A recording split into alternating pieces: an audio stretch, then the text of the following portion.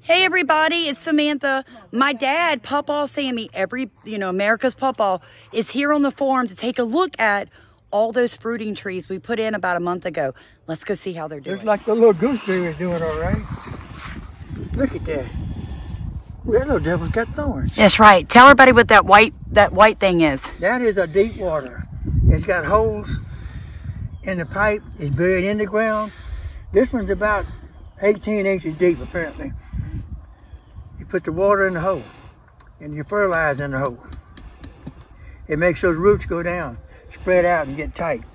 You keep watering on top, your roots stay up here, and your plant don't survive as well. That's right. I see your blackberries are coming on too. Yes, sir. I meant to ask you, Daddy, how do I prune this? What you're looking at is obviously last year's growth. Last year's growth usually don't bear. So how do I get it out? You're not sure. I'm not sure which is which now. I'd leave it be right now. And when it starts blooming out, watch the ones that don't bear. Some of them not going to bear, and you take and clip them off. Okay. Get them out the way. But these don't look like last year. This looks more like this year. Yes, sir. I think so too. And notice, everyone, we're in a no-till. So this has been set up no-till. This is blueberry beside it. And again, there's that pipe for fertilization and deep watering. Yeah, get them roots down here.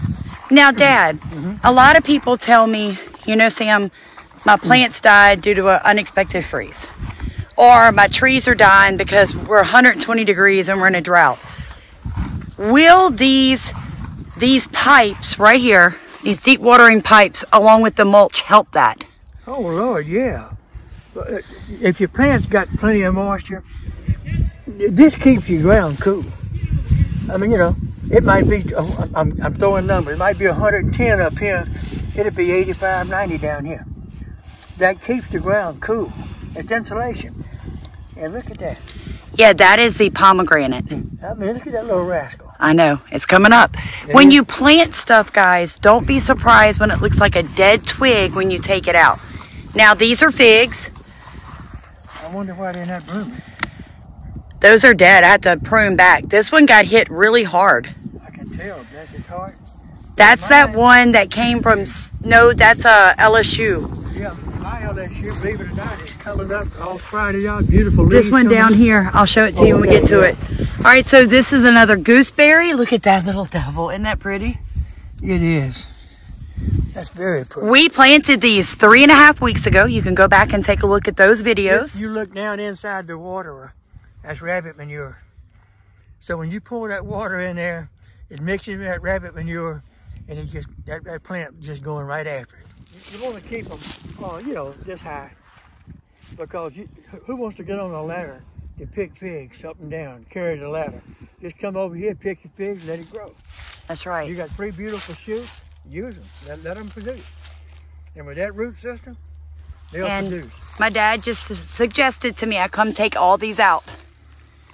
Now, if you can find one that's got roots, see like this one right here? There's a possibility you can go under there with a shovel and you got another plant. The little apple's coming on, look. She's starting to, yeah, it's not dominant anymore. You planted them dominant, didn't you? Oh, yeah, dormant? Yes, sir, I did. Yeah, we plant everything when it was still considered winter for a reason. Yeah, right? That's us when we pull the hay bale. Thanks, Pops. I meant to get out here and get that.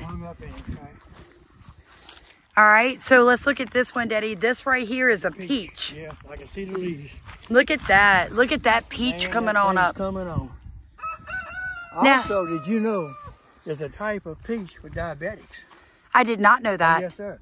I can't remember his name. Years ago, he had a peach orchard, and one whole row was peaches for diabetics.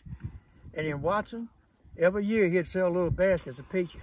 For diabetics. Yeah, for diabetics. And I mean, y'all take note of that. Daddy, did you know that if somebody is receiving SNAP EBT food stamps, they can use their food stamps to buy seeds and fruiting plants? I didn't know that. Yes, sir. I'm a SNAP retailer. I learned that last year. Oh, got you another apple here. Yes, sir, and it is coming on up. Oh, Lord, yeah, look. That little rascal budding out like crazy. Look at it. Oh, that's pretty. And now notice, guys, we're using the same concept. I have not had time to put out my deep waters in these. Heavy, heavy mulch. Daddy, tell them what we did. We dug the hole and what we put in it. Put rabbit manure,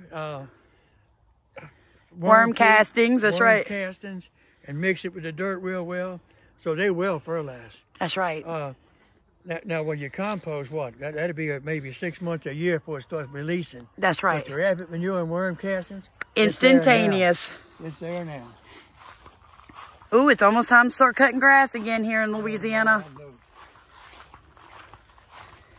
Yep, here's another peach. Now, guys, I want to point out something. You're not seeing any kind of budding going on or anything. That does not mean this peach is dead.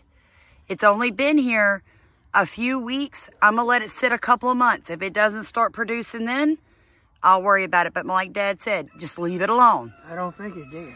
I don't think it's dead either, Daddy. I just think it's taking just a little bit longer. Well, most of them are. And then we have our another Anna apple over here. And again, I'm not seeing any visible signs that she's taken off, but that doesn't mean. That's right. That's not dead. That's not dead at all. That's right. Take your time. Now, guys, what I've got here is a hibiscus. Hibiscus usually doesn't do well in extreme cold, but we didn't have a really hard winter. So I'm going to do what my dad did. I'm going to prune this hibiscus back to the ground, and I may have a plant that's twice as big, producing twice as much as last year. Yes, sir. That's Chinese cabbage. It's like mustard, and it's delicious. It's great when you can walk around a yard and just eat stuff, isn't it? I do it at the house. Mama laughs at me. I'm walking around picking, blackberry leaves, blackberry, blueberry leaves, blueberry. Hello, horse. I know, right? That's that Dogo Argentino. Oh, look, they think they saw something. Steven told me I'm going to have to put up an electric fence around my tender plants this year because that big moose doesn't understand that's a garden. Hey, dude, let's go, boys. Shh, come on. Oh, yeah, he's got a phenomenal nose. When it blooms out like this, you Charlotte, they go into seed. When they flower out, so let them flower out, one or two of them, and collect the seeds if you want them for next year. I mean, But it's time to harvest when you start seeing them like that, isn't it? Plus, it tastes pretty good. Yeah, they do. So, guys, look, your shallots, your onions, your garlic, you plant that fall, you harvest it at the end of winter, mid-spring, depending on what area you're in. That's garlic. Yes, sir. That's garlic. Pretty good. Yeah, it's beautiful. Thank you. Watch, comment, and subscribe. Hopefully I'll catch some bees, and we'll know about that in the future. Thanks, everybody, for watching Pawpaw Sammy, America's Pawpaw. Make sure you pop over and watch the bee video he just mentioned. We put up a swarm box in my yard to catch a set of wild bees to give Pawpaw Sammy more bees to play with this year. God bless you guys. Thank you so much for rowing in my dad's boat.